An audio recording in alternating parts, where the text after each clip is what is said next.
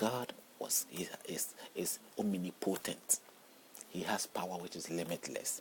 If he can destroy all that he has done, all that he was doing, he could have create another person, start all over, make sure that this time all the mistakes will be corrected, that it won't happen again, and we wouldn't have been in this mess. And straight ahead, life would have been cool as he intended for it to be.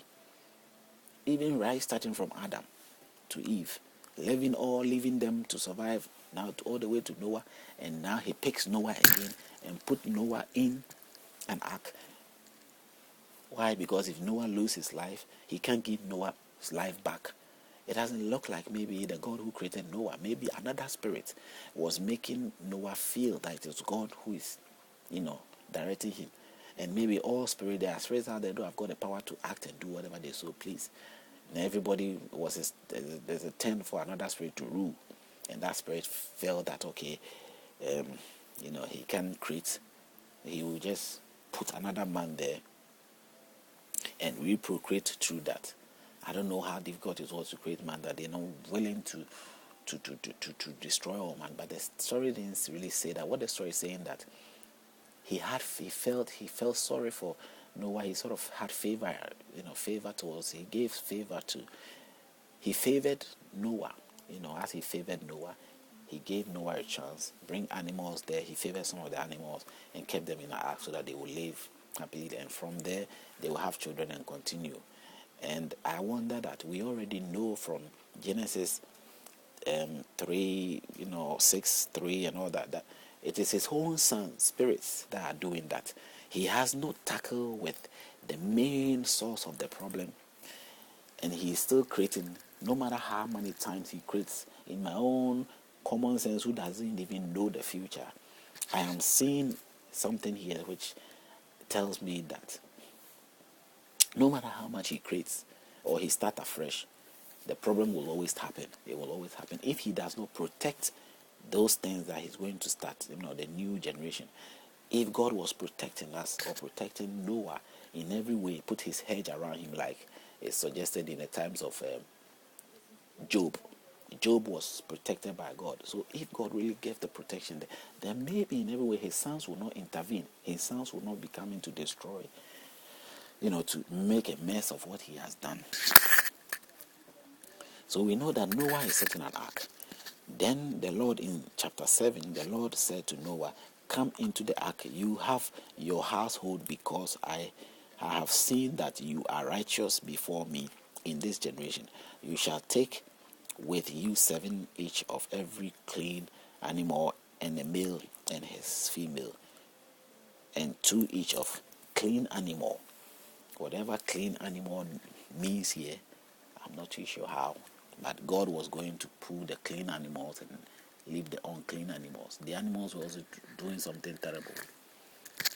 And so they put the clean animals alongside with the human beings.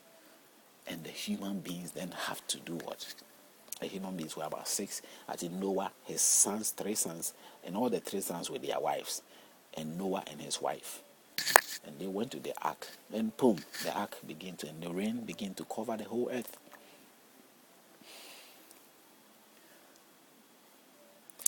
In chapter 8, then God remembered Noah. He even forgot Noah. He forgot Noah. And he remembered Noah in chapter 8, when the flood has filled the place and the ark has floated into some ground land, and maybe the land has dried a little bit. And every living thing and all the animals that were with him in the ark, he forgot everything. That is 8 verse 1. And God made a wind to pass over the earth, and the waters subsided. In 2 verse 2 of chapter 8, the mountains of the deep and the windows of the heaven were also stopped, and the rain from the heaven was restrained, and the waters receded continually from the earth.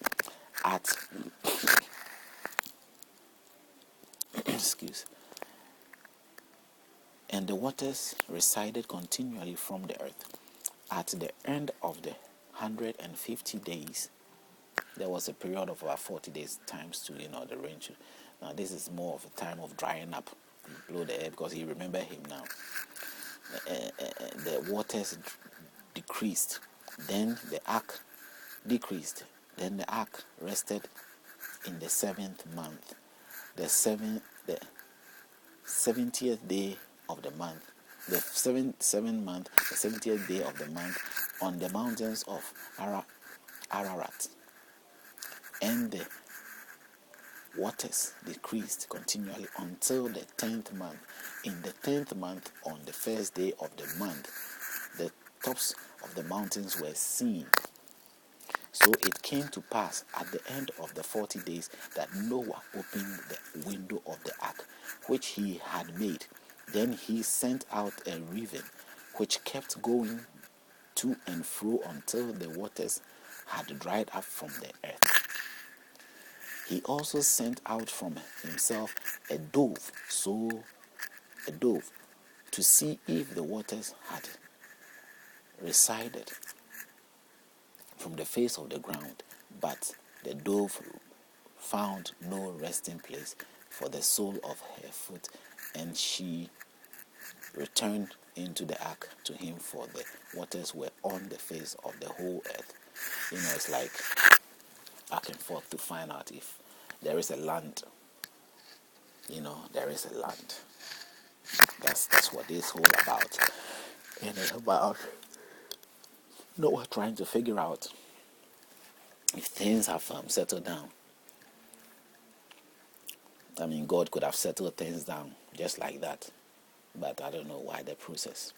There could be a reason for all that. But at the end of the day, when we are going round of something that can be done, boom, and that's it. I don't get it.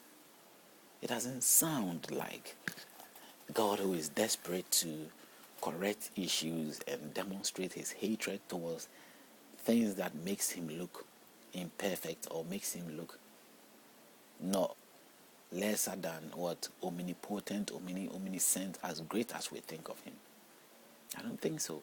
Every move of God should be seen very magnificent, great, with unique touch, and it's not comparable to any of the gods that we sort of realize, or we've seen or come across, or we kind of think of, or we've seen being demonstrated everywhere. If we say God, or God is taught, it must be taught well, it must be presented, it must be seen well, his actions must really reflect who he really is. And so there are so many doubts that we can have. Now here, trying to suggest how many days and plucking leaf and finding out if, the God spoke to Noah saying, go out. This is verse 15 of the ark. You and your wife and your sons wives with you. Bring out with you every living thing of their flesh that is with you, bears and cattle, so that they may fill the earth, to be fruitful, bounded on the earth and be fruitful. The same commission from the very beginning of Genesis, when God created man and animals, be fruitful and fill the earth and subdue it. It has been repeated here. Be fruitful, subdue earth and fulfill and fill the earth up, multiply on the earth. So now went out his sons and his wife and